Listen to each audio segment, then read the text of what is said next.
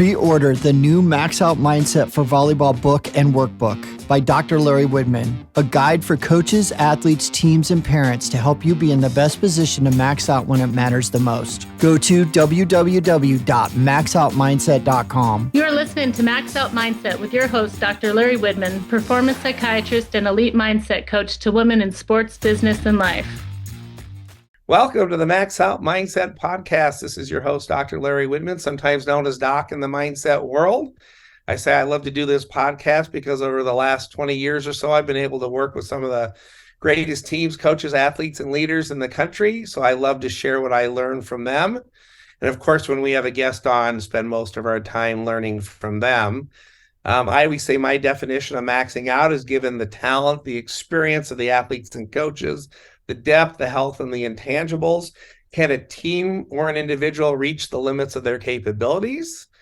And then can they do it under pressure when it matters the most? Because I always say, if you can't do it when it matters, what's the point?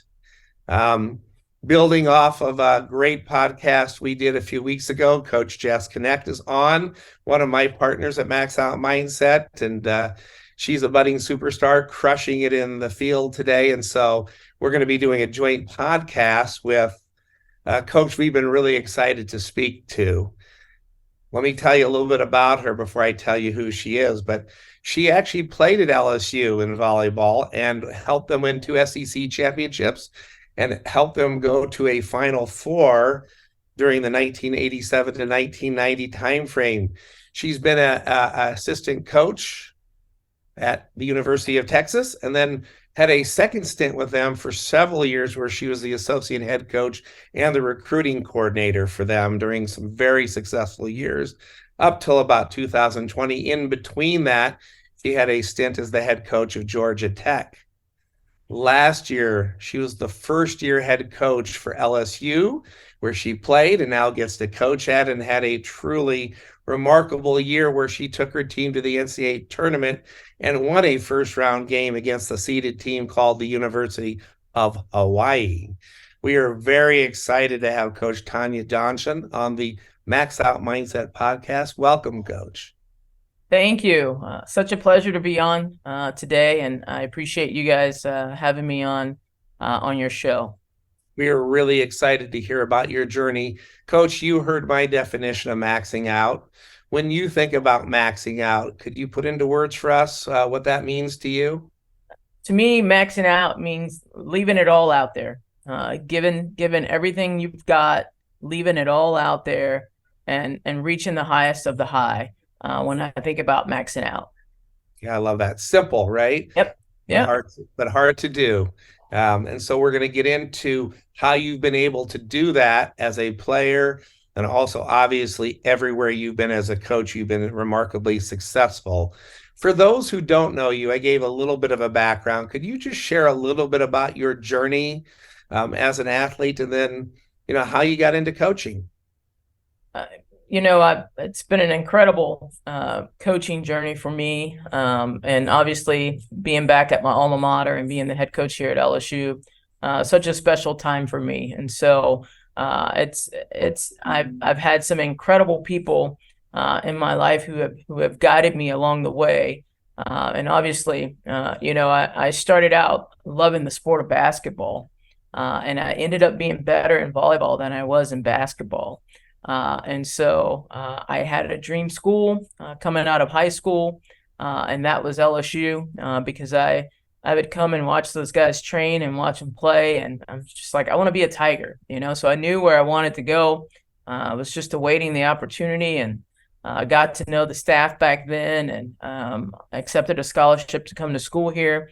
All of my family went to Southern University, which is 15 minutes away north of here, and I was the only outcast to go to come to LSU, and so I always get picked on about that one. But I had an incredible experience here as a student athlete.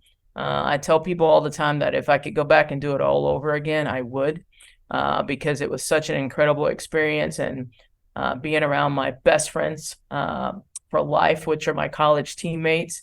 And we just had a great time just, being student athletes here and winning. and coming together as a group and learning how to win together. And that was super important to us. We were super competitive.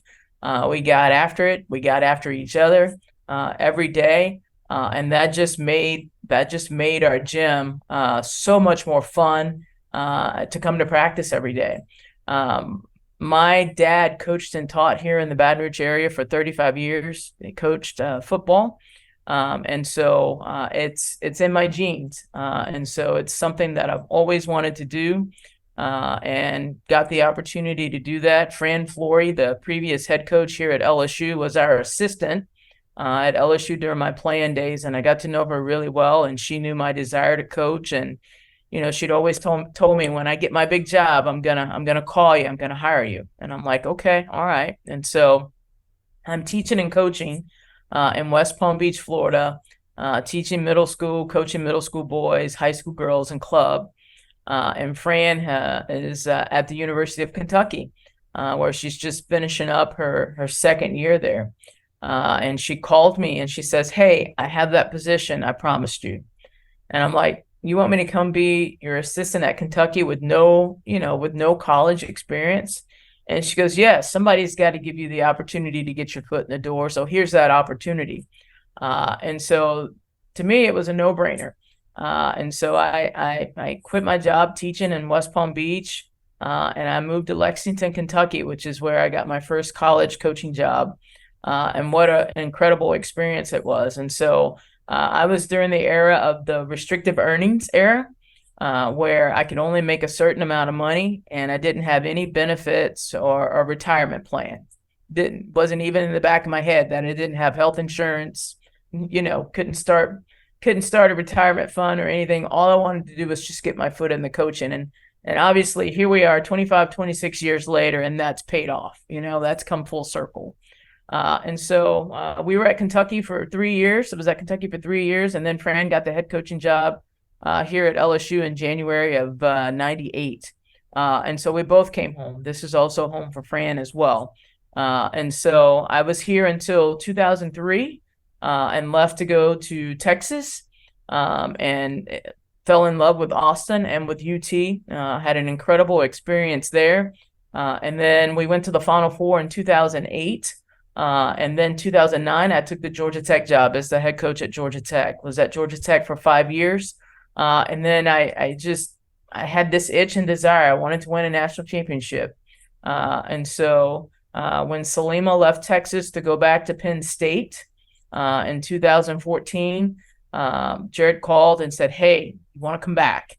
And I ended up going back to Texas, and a great decision by me because of the fact that I had learned a lot about myself in my 5 years at Georgia Tech.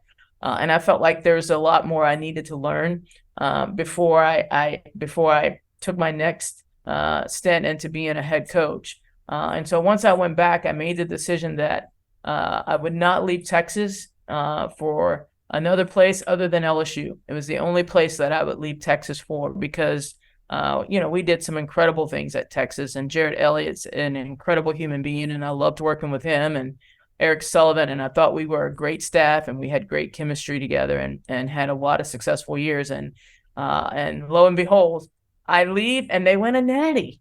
And so I was super excited for them, bummed for myself, but super excited for them because, you talk about that stuff every day as a staff. You talk about putting championship teams together, and we talked about it all the time. And I was so excited for them and so excited for Jared to win that national championship last year. It had been a long time coming, and we'd gotten close in 2016. We'd gotten close in 2020.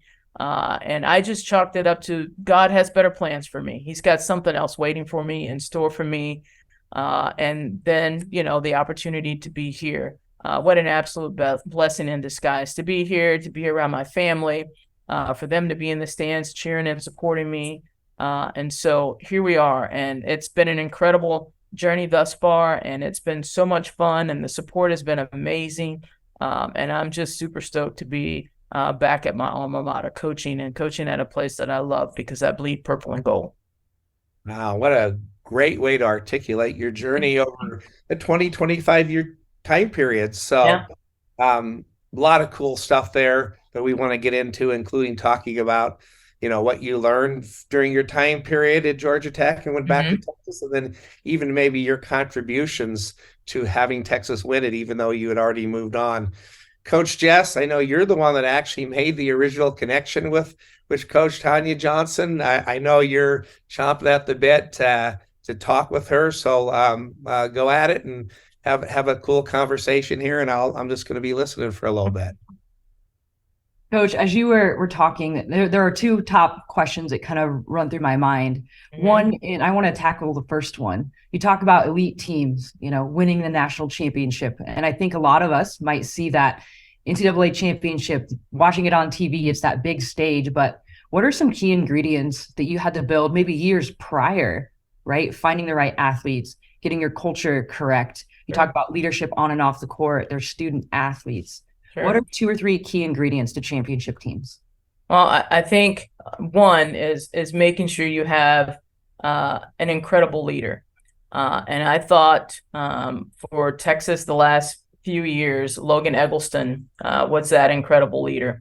She exemplified everything a leader should. She put in the extra work, showed up early, stayed late, was great in the classroom, was just a great human being, great on and off the court. And she exemplified what a student athlete should be. And although that looks different everywhere, I just thought Logan Eggleston really, really stood out in terms of the things that she was willing to do to help Texas win a national championship. And it was her goal when we recruited her and she committed, she goes, I want to win a national championship.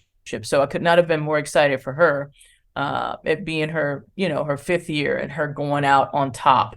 And what an exciting time for her. But she was just a young lady that just did everything right, both on and off the court, said the right things, did the right things, worked her tail off, and earned it, and earned it. And so, yeah, when I think about elite teams, I think about elite leadership. And I thought Logan exemplified that her entire career at Texas.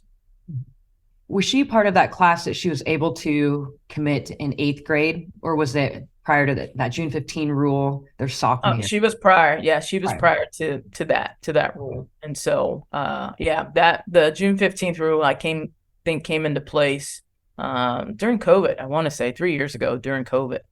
And so, but yeah, she was committed before that. I think 2018. Okay. I think 2018 was Logan's first year. She graduated a year early from high school to come be a part of it. And so the maturity takes a lot of maturity to do that. And I thought she handled it well, and she handled herself well.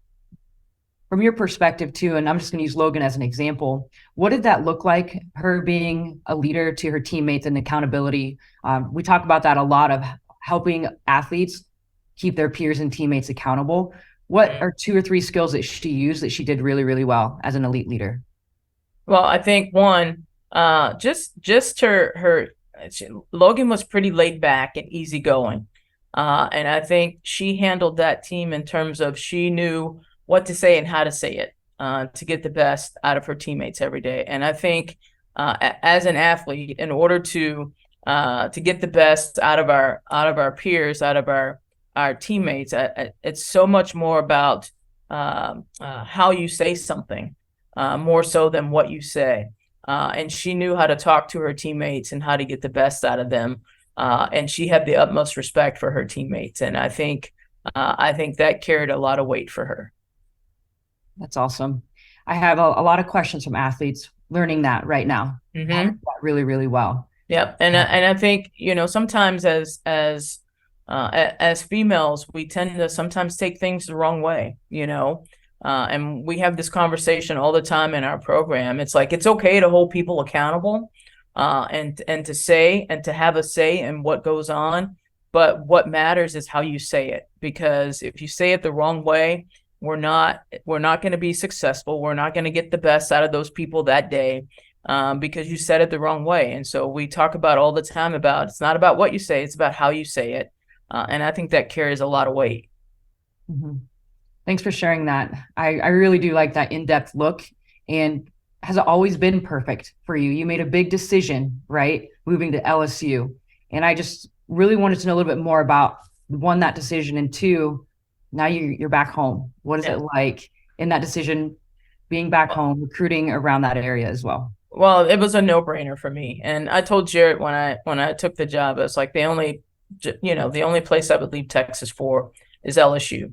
There's no other place I want to be. There's no other place I want to coach. And so this has always been my dream job. And so for my dreams to come true, and to be able to be here, and for my mom to watch me coach, and to be around my mom all the time, and my aunts, my uncles. I mean, basically my entire family's still here. To be around those guys all the time is pretty special. And so that part meant a lot to me. And my mom's 80 years old. And so at some point I was either going to have to move her to Austin, or I was going to have to come back to Baton Rouge. Well, it all worked itself out. And I'm thankful for that. Completely blessed in terms of that. And so it's supposed to be this way. It was in God's plan. And now I have to be about doing the work and making sure that we're successful around here, and doing the things that we need to do to be successful. Coming back and being in Louisiana, a lot of the volleyball coaches that coach when I was in high school, a lot of them are still coaching. And so to reach out to those people and to hear them talk about how proud they were and how happy they were that I was back at LSU meant a lot. So we have a lot of support around here in the volleyball community here in the state of Louisiana, and that means more to me than people will ever know. That's awesome. That's awesome. How has mindset training, or even just mindset in general, helped you as a coach, but also elevate your teams? I think we spend a lot of time in terms of mindset talking about being intentional in terms of what we're doing, and making sure that everything that we're doing it with, we're being intentional about that. And so it's a process, right? And trying to get them to think differently in terms of what they need to do that. And I just think in our gym, we talk about every contact matters.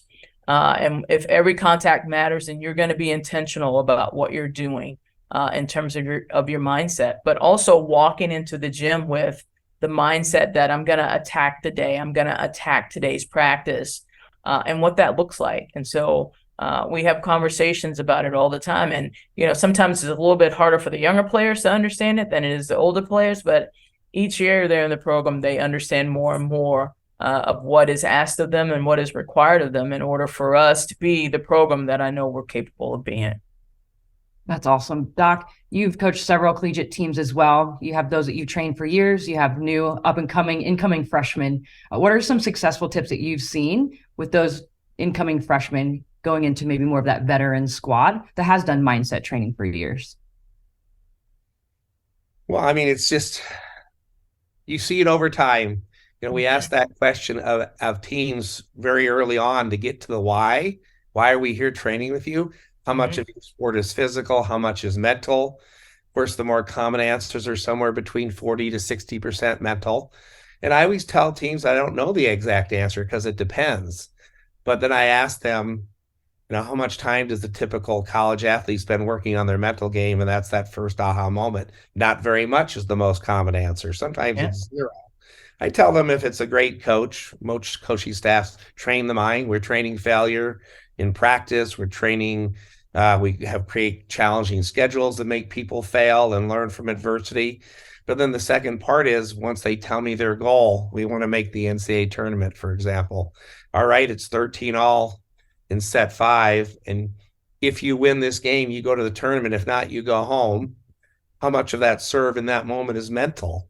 And that's where they really are like, it's almost all mental in that moment. So I think what we've observed is once we can get bought into the why, and they understand that the mental part is huge in normal moments, but maybe almost completely mental in certain moments, as long as they understand the next two parts, what we train and how we train it, then over a period of time, we see these freshmen, sophomores, juniors, seniors, both in high school and college, start to buy into this concept that they can train their minds like their bodies. And now we see them be more calm, more confident, ability to focus and refocus and train their minds, what we call the 4 C's of an elite mindset, like any physical skill. So I think that's probably the thing that I've noticed the most once we start working with teams, is that coaches do a really good job, most of them, but boy, they love it sometimes when someone comes in and validates what they're talking about. And Sure. Jess and I, and we talk, coach, about, we don't really care who validates or closes the deal. Yeah. We need to show a video of an elite volleyball player, or LeBron James, focusing on his breathing. And they're like, oh my gosh, I didn't realize he gets nervous in big moments and he breathes, LeBron or Jordan Larson or any example we use. So we don't care if it's us or the coach or a great athlete that validates the principles. Eventually, we want our athletes to know that they can train their minds like any physical skill. And when they do it, really cool things start to happen, especially under pressure. And that becomes fun for us, and I think for coaches. What do you think, Coach? I think it goes back to what you just said. It doesn't matter how the message gets through or who it's from, and they may need to hear it differently. I may need someone else to say it, but say it in a different way and it clicks. Doesn't matter to me as long as the message gets across. And I think players have a lot of aha moments at times when they're hearing other people say the same thing that coach just said, but saying it in a different way. And sometimes that's all they need, and so I totally agree with what you just said. And, I think self-talk has a lot to do with the mindset as well. And what are we feeding our minds? Is it fear? Is it, what is that? And so making sure that their self-talk, especially at critical times, is major as well. And so we talk about that too. It's like, what thought did you just have go through your head? What did you just say to yourself? And it's like, are you walking back to the service line saying, I got this, I'm going to serve an ace? Or are you walking back to the service line saying, whew, it's on me. The game's on the line because of me, and it's all about how you talk to yourself in terms of that mindset. That's going to help you be successful. And so we have those conversations too, because I think self-talk today is huge in terms of how you talk to yourself and how you build yourself up. And if any of that is negative, it tends to ruin the day for you, And so I tell my kids all the time, you wake up and you have a choice. You have a choice of if it's going to be a good day or if it's going to be a bad day. The minute your feet touch the floor, what's it going to be? Okay. And so, sometimes I have them leave practice early. It's like we're getting ready to start practice and I'm watching warm up and I don't think we're there from a mentality standpoint.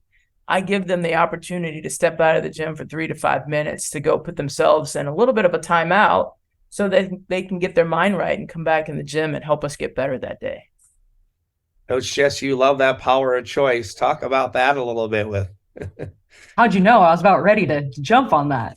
And I like that strategy. I think it's real, right? Mm-hmm. Athletes can relate to that. Today's just not a good day, coach. Yeah. And so I was curious how often you work on that, maybe within practice, and then what does it look like off the court? And do they have small groups? Is it for the coaching staff? What assignments or strategies that help your kids be successful in self-talk?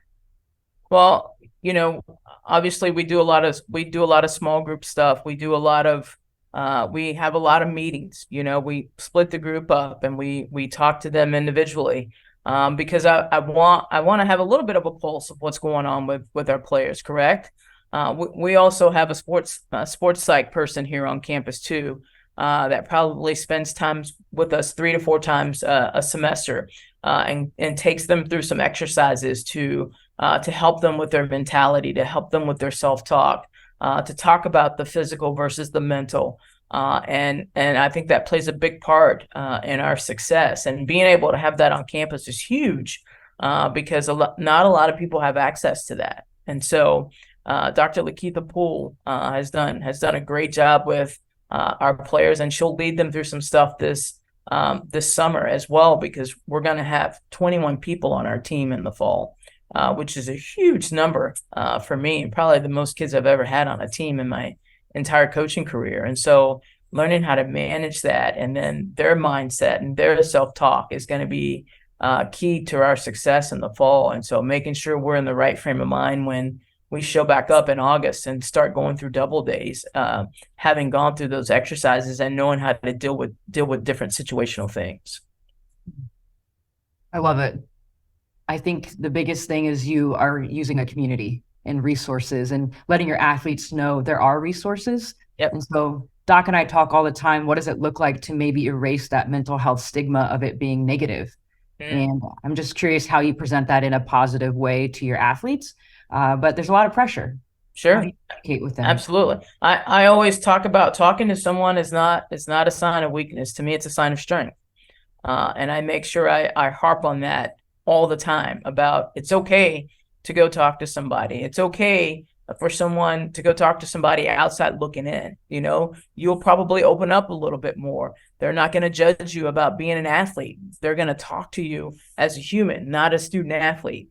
And so I encourage our players to use our mental health performance people, because it's a resource that we have available, and why not take advantage of it? And what a great way to learn about yourself early on in life too. 18 to 21-year-old going to talk to somebody about the things that they're going through. What a great way to learn about yourself and how to deal with that as you get older. Now you have some skill sets to work with in case you get yourself in those situations again, whatever that may be, whether it's a performance thing, whether it's a personal thing, whatever it may be. And you have a little bit of knowledge of how to handle that. And I think that's important leaving college and going into adulthood. I have a question that's almost a little bit off track from mental health and mindset, but I think it ties really close together. For you as a coach that has had successful years, you've also had your growing years. What has been the biggest lesson for you? Or I like to say, what is your growth through adversity moment? The first one that comes to mind. Oof. Well, here's what I said to myself when I left Georgia Tech, and I decided I had 8 years to figure out who I was going to be the next time I became a head coach.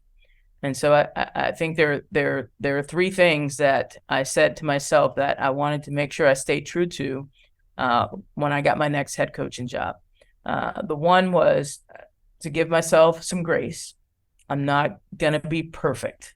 My players aren't going to be perfect. My staff is not going to be perfect, but allow myself some grace to not be so hard on myself. I think as coaches, we are our own worst critics. We don't need to read the boards or the paper or anything else to know what everyone else thinks about us. We beat ourselves up all the time about how could I have been better for my team? What could I have done differently? And so those are conversations I have with myself all the time. The second thing is just be Tonya, be true to me. I feel like we always feel like we have to be something different when we make that move from an assistant coach to a head coach. And as an assistant coach, I had great relationships with my players. And for some reason, when I went to Georgia Tech, I felt like, oh, maybe it's not supposed to be this way, Well, that's so far from the truth. So I go back to Texas. I have great relationships with my players. Well, today here at LSU, I have great relationships with my players. I'm just being Tonya. And I've held true to that thus far. And I hope to remain true to that throughout my career here at LSU, because this is my last stop. This is it. This is it. And so I hope to spend the rest of my coaching career here. And then the third thing is just less is more. Sometimes less is more for these kids in terms of where they are and what they're going through in this day and age, because we're coaching a different kid today than we did even 5 years ago, even 10 years ago. And so less is more from a standpoint of knowing, having a pulse on your team and knowing what they need and when to stop, And so I think those three things were three of the things that I promised myself that I would do the next time I became a head coach. And so that's kind of what I learned about myself and what I walked away from Georgia Tech with. I'm calling out that you took the time to know yourself and to really evaluate who you are as a leader And that's, I think, Doc, you see this all the time as well, but that's what elite coaches or elite people do, is they're mindful of knowing themselves first. Yeah. Doc, what do you think? Well, what I'm hearing also, what really stands out to me, because Jess and I love the word grace in terms of giving yourself grace, not having to be perfect, being good enough through the efforts and your preparation. I always say that when you study gritty people, you have to have hope, and it can't be false hope.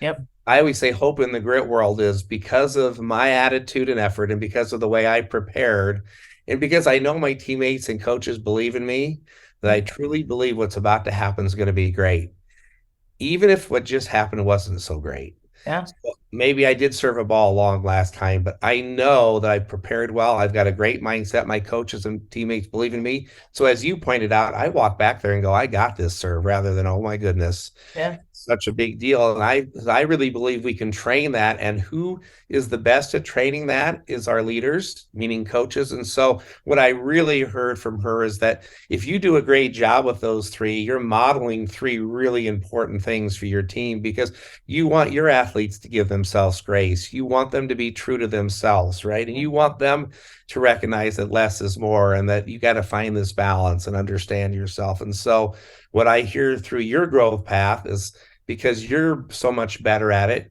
you're going to be a better coach because you model those behaviors as a leader coach for those that you lead. And that's what's exciting for me, when any leader, including a leader of a team, like an athlete or a coach or a teacher or anyone that we would consider a leader, when they do that better, everybody that under them that they lead does it better. And so that it gets pretty cool to me in that. But it all starts with grace. Because when we study, Jess and I, when we've really studied high-performing females in particular, and ones that are wired for some amount of perfectionism, the things they struggle with the most are what you already hinted at: self-talk. That wires right into confidence, and to a certain degree, composure. But when I really studied the greats, it's self-talk, confidence, and composure. You've already said self-talk, Coach, is a thing that you work on a lot. What do you see with regard to confidence and the impact that plays, not only for you but for your athletes? It's interesting because I have a player who is a really good player, and sometimes she lacks the confidence. Some days she walks in and she rules the world, and other days she walks in and I'm like, who is this person? And so we've spent a lot of time with her. It's like, you are an incredible volleyball player, but all I can do is tell you that we are super confident in you and show that to you. At some point, you've got to believe in yourself to take that next step, and that's the conversation I had with her yesterday. And it's like, your confidence, when you make an error, you beat yourself up. I know when you're lacking confidence. And so it's like, how do we get you to just be steady? Because you're not perfect. The game, if this volleyball was a perfect game, we'd all be competing for a national championship, right? And so it's like, you're not going to be perfect at it, but how do we get you to just count to three, get your mindset right, and play in the present, and not spiral because of what happened 5 plays ago, And to me, it's definitely a confidence thing for sure. And so I actually have her meeting with our sports performance. I'm like, your goal this summer is to meet with our sports performance person and sit and talk about it and come up with 2 or 3 things that can help you going forward, so you can have the best year of your career next year, And so getting her to understand, we believe in you. We know what you're capable of doing. We've seen it over and over and over again. We've just got to get you in the mindset to not beat yourself up when you make errors, and to just learn to be steady. We just need you to be steady. We don't need you to be great. We just need you to be steady. And how do we get you to that point where you're steady consistently? Yeah, we love that. Justine Wong-Arantes, who we know well and who was on our podcast, said that, Karch preached just being consistent over a period of time. You just have to be good. You don't have to be spectacular or excellent. You have to be good over a period of time, and everything else will work out. The cool thing for us is we truly and fully 100% believe that you can train confidence like any skill. We have 6 ingredients. We've mentioned 2 of them, self-talk and what our teammates and coaches say about us. There are other ones there too. But we know it can be trained, which is really cool. Coach Jess, you were a multi-sport athlete. You work with a lot of high school and college female athletes today. What are you seeing? I see that most don't have dreams and goals. Mm-hmm. So what is my action going to do, right, if I don't have those down on paper? I think they live in their head, right?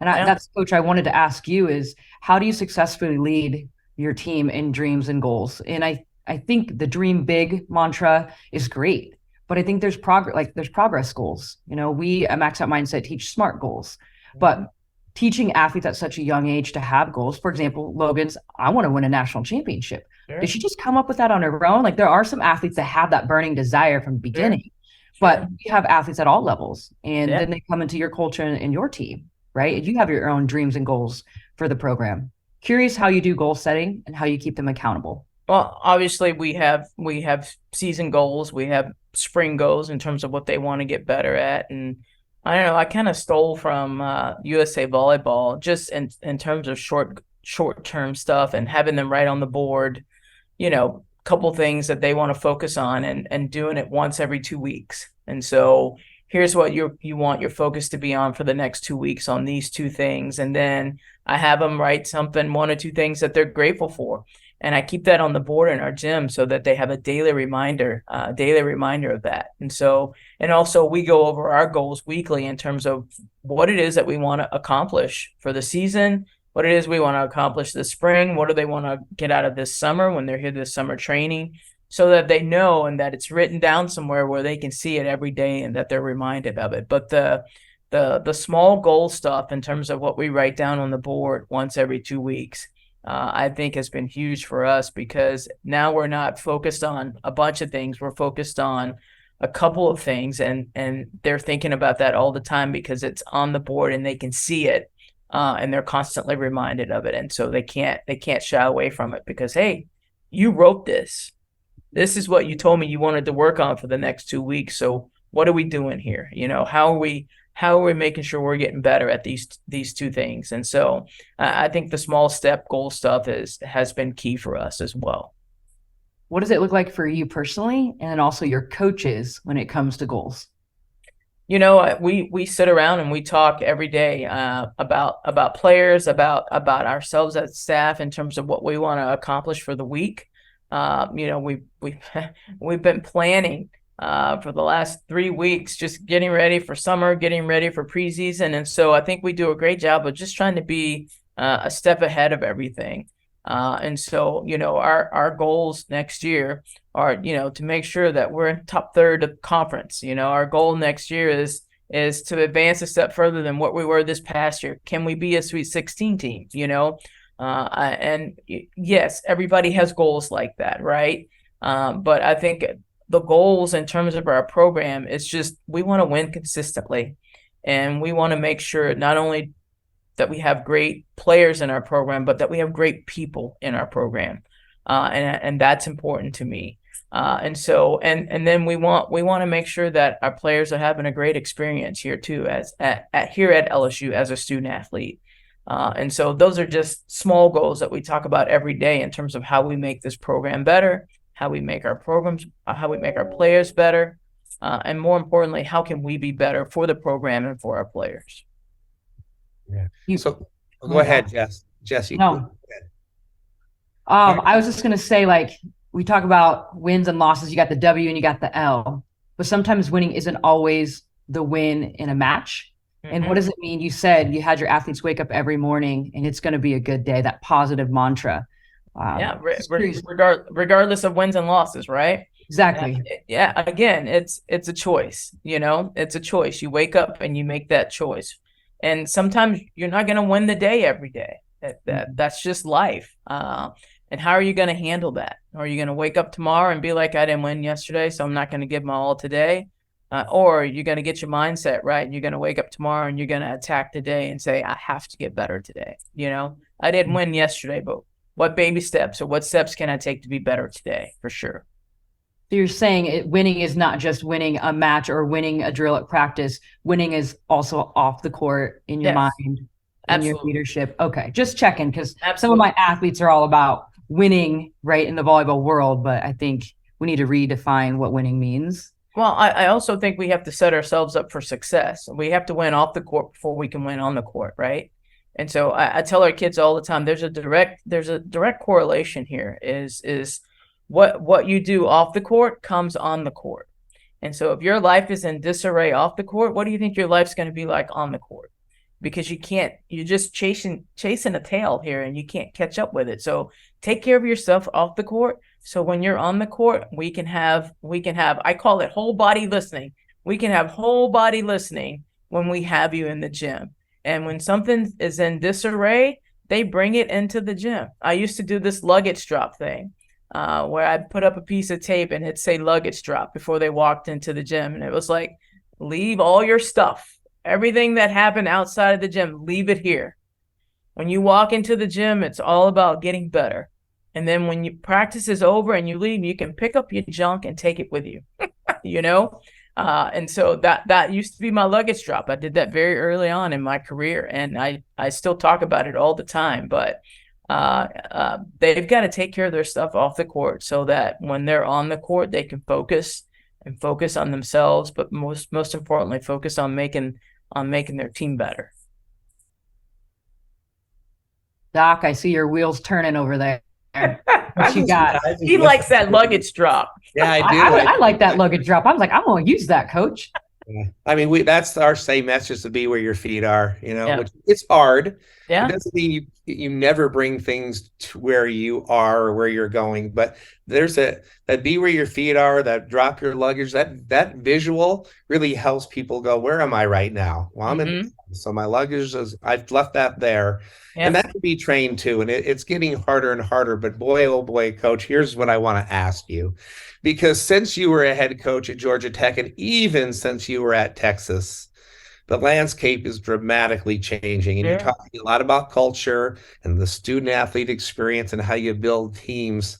And so I want your take on this, because a handful of years ago, I would have said, there is no way I'd want to build a team like the elite teams have been being built just recently, not just in volleyball, but in other sports, with a lot of transfers, have the NIL money and the transfer portal. But I don't know, Texas had 6 or 7 new players that came to the team from other schools, Wisconsin and Penn State, and other schools that had lots of transfers. Years ago, I would have said that is a terrible way to build a team.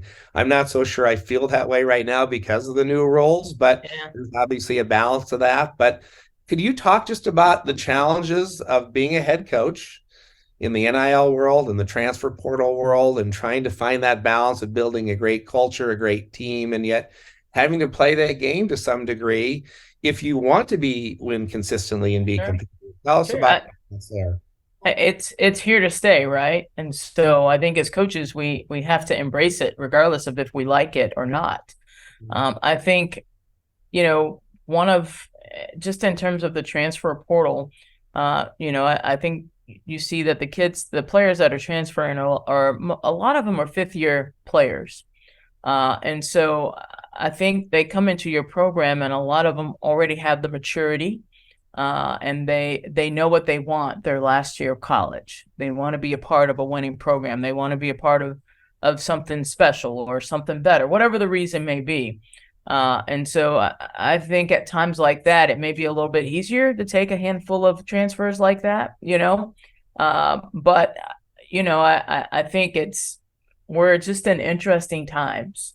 And I can't say I agree or disagree with it, because it's where we are. And like I said, we have to embrace it as coaches, because it's here to stay, especially the NIL and all of that. And we're just in different waters today than we were even just 3 years ago. And so I think we're going to see a change in terms of I think we have another year or two of the COVID players.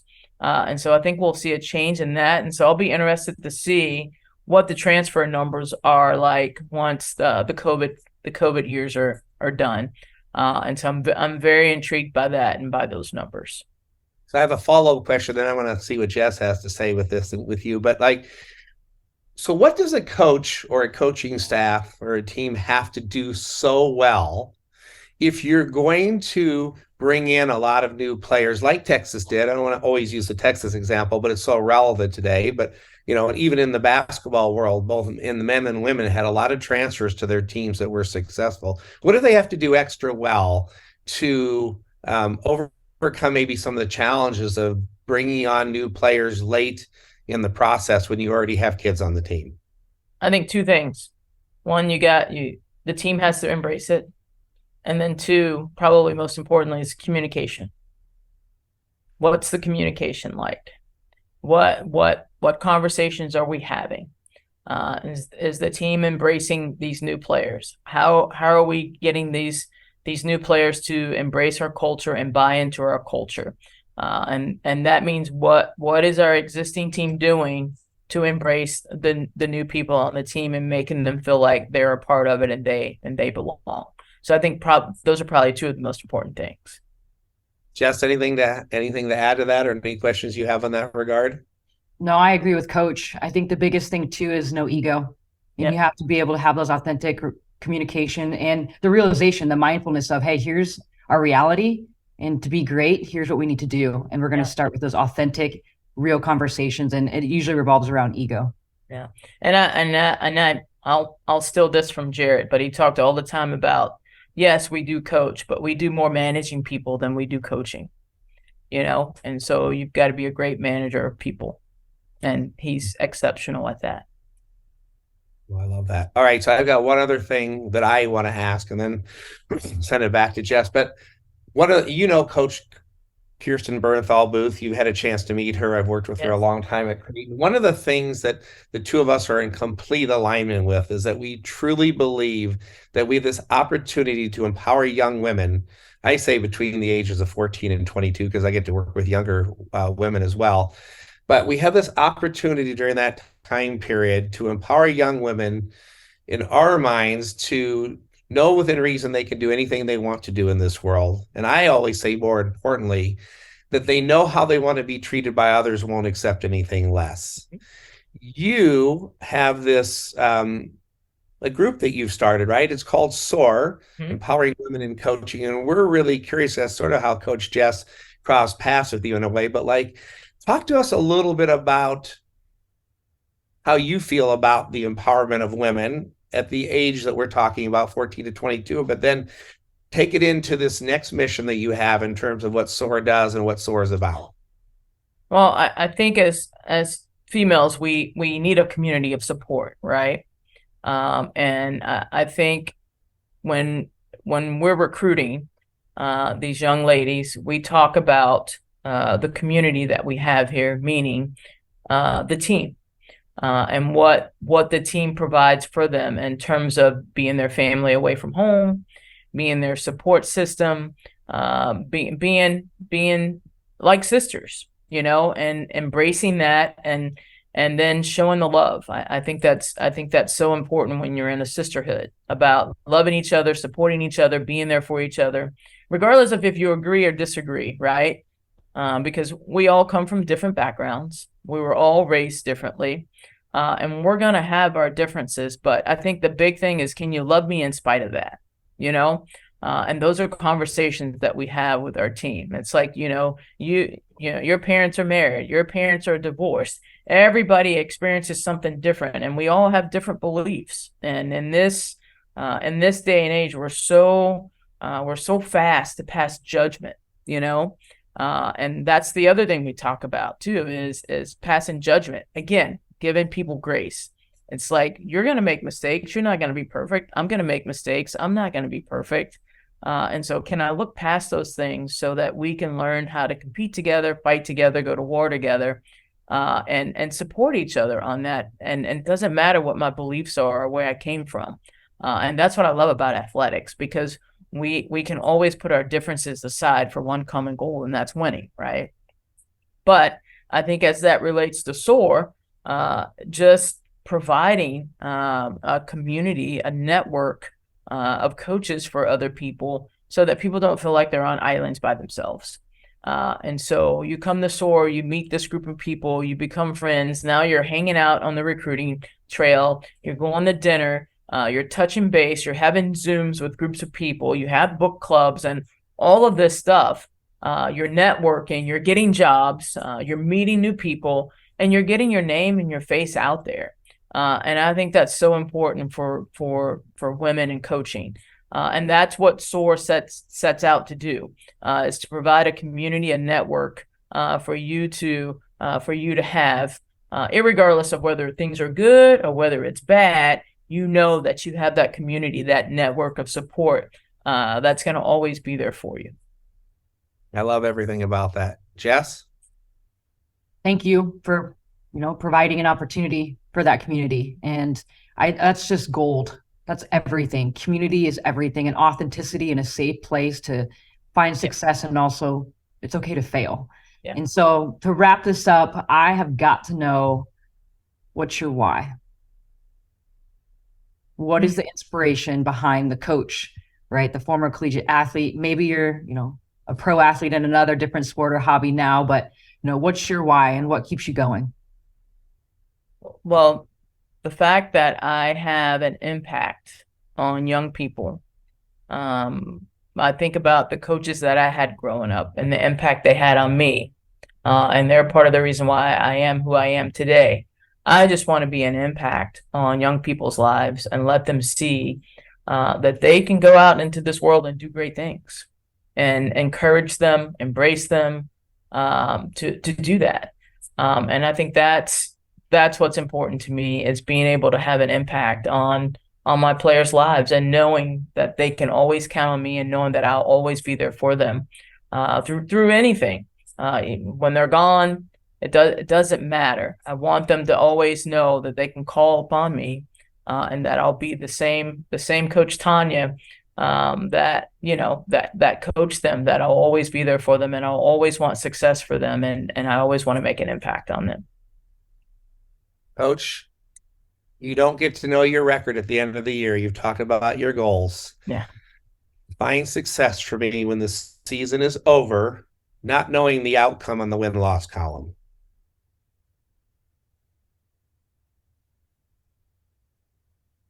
That there was growth, both mentally and physically.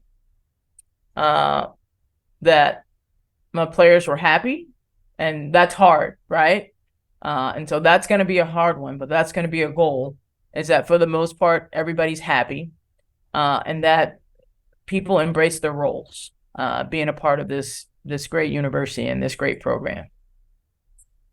I love that, because we are such a big believer in role acceptance being one of the key ingredients to get to ultimate trust, that we talk about that. Sure. And getting to building deeper relationships and being vulnerable with each other. So that might be my last question as it relates to things, since you brought that up. But can you talk a little bit about what vulnerability means to you and how that can impact a team? One more time. I didn't. Oh, can you talk to us a little bit about vulnerability and how does vulnerability, what do you think about vulnerability and how it may impact a team and its success? Oh, I think you have to be in this day and age, because they have to know it's not fake. They have to know that you care and that you love them, and they have to know that you have their best interest at heart. And the kids of today, they know when you're BSing them. They're smart enough to know that. And so everything that you do has to be genuine and sincere. And you have to be honest with them, because they know they're so smart, that they know. And so to me, those are three things that's important to me in terms of leading this program, is making sure they see all of those things. We've asked you a lot of questions, Coach. Is there anything else that you want to share today?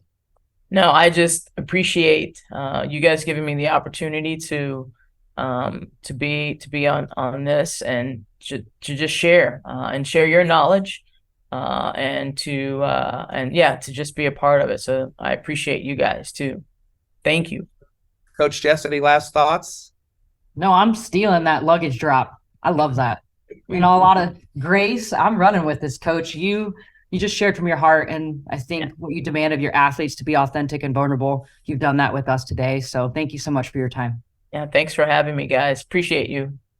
I'll echo that as well. Thank you for being on the Max Out Mindset podcast, Coach. Yeah, have a great day.